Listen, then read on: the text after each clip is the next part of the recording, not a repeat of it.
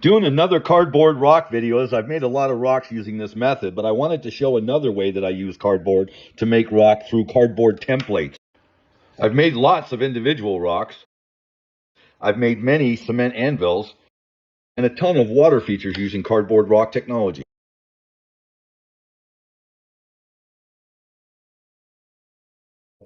For me, using cardboard to make rock started back when they closed our landfill in our little town in 1998. From there, I started using creative means to make my garbage disappear. Anyway, this was a water feature that the top two heads of the waterfalls were used cardboard to make that, where the lower rocks were all dirt mud. You see this on my channel as well. But I started out by putting a slab down. And once the slab was down, then I basically stacked my box up, which I didn't do as good as I did today or yesterday, but this was, 1998, so it was the first attempts. But from there, I started to stabilize just splatter some mud on just to stabilize the boxes, and then I built it up just like the video footage of the rock that was on my shop floor, which was again done with solid fill methods. All of that to say, this is the end result, a nice water feature. This isn't landscape, but when it landscaped and then the landscaping grows is when it actually reaches its fullness of beauty. Here's a typical water feature that we did, a spa addition to a pool, a little waterfall in the garden, and then the waterfall in the swimming pool. The back section of it was made with cardboard rock technology. The Easter Island statue is another great, use for cardboard. That's a big item that's all air. I mean, the form is really close to the ending shape, so it takes a ½ inch of mud, and that's all you need. You don't define the shape with the mud. You just basically are looking for the structure. The whale's tail bench, again, made with cardboard rock. Get the shape as close as you can to what you hope to end up with. Mud it with a thin, strong mud that's fiber reinforced, and then sand it, polish it, seal it, and stain it, and you're out the door. Okay, I wanted to show you the project that I did use cardboard technologies to make this very steam shower. All the arches above, the dome ceiling, the ledge, all the rock in this thing was literally templated with cardboard. Then I took the cardboard and I put it on my molds, traced it out on my molds, and I casted specific sized panels to where I didn't have any waste. I didn't need to cut. I just literally made all of this with cardboard templates. I use cardboard for so much, as this video kind of shows just another methodology of my processes where, again, cardboard is always in my shop and ready to be used. Okay, the first thing I templated was this seat, which I was fitting for the first piece in the shower. Okay, the first 5 rocks that I'm made using cardboard templates are being fitted prior to the installation.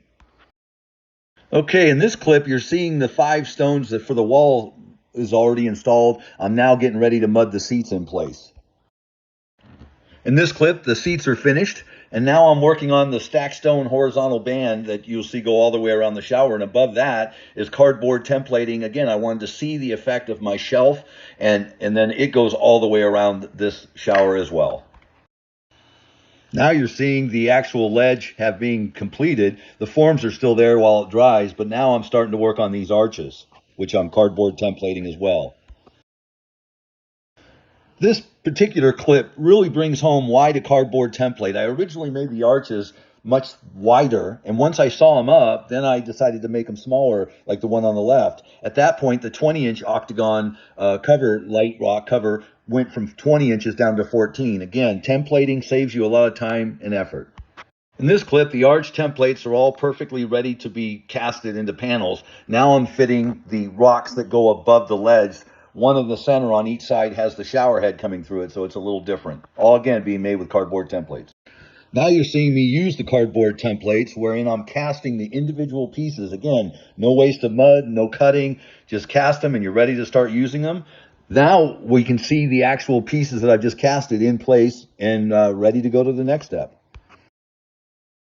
Okay, the next step I'm showing you is that I put the castings for the arches up, screwed them in place, and I'm getting ready to apply a fiber reinforced mixture to cement them in place. Okay, the next thing I start to do with the cardboard template is I have a cove which is going to be double radiused, a horizontal radius and a vertical radius. So I've made a cardboard box, if you will, template of the cove area. I did for every cove. Next, you're going to see me out back putting the foam that I'm going to carve into the actual box to make the foam radius as I want it to be, so I can cement it in place. Now you'll see that the foam is carved, sitting on the bench, ready to install. Then you see it installed up in the cove, and I'm moving on to the next phase. The next thing you see me cardboard templing is the octagon light cover rock. It's also an electrical conduit access housing, if you want to call it that. The last thing I had to template was the actual header rock for above the door and the last little arch. And then I'm going to make those panels and I should be all complete. I wanted to show you my newest project. It's a 5x6 steam shower made from faux rock panels. I've got a nice domed ceiling that's backlit, the domed arches. And then I've got the band of stacked stone and rust-colored diamonds and tiles up on top. It's got a 4-head shower. Gets really nice water pressure because I plumbed it all with 3/4 inch plumbing and then reduced or took out the restriction flow things in there. But it is something that is really unique, and I like to make projects that are, how would you say, very unique. So I'm just kind of showing you real quick all around, and the faux rock floor. Steam comes out of there. Stick with me, guys.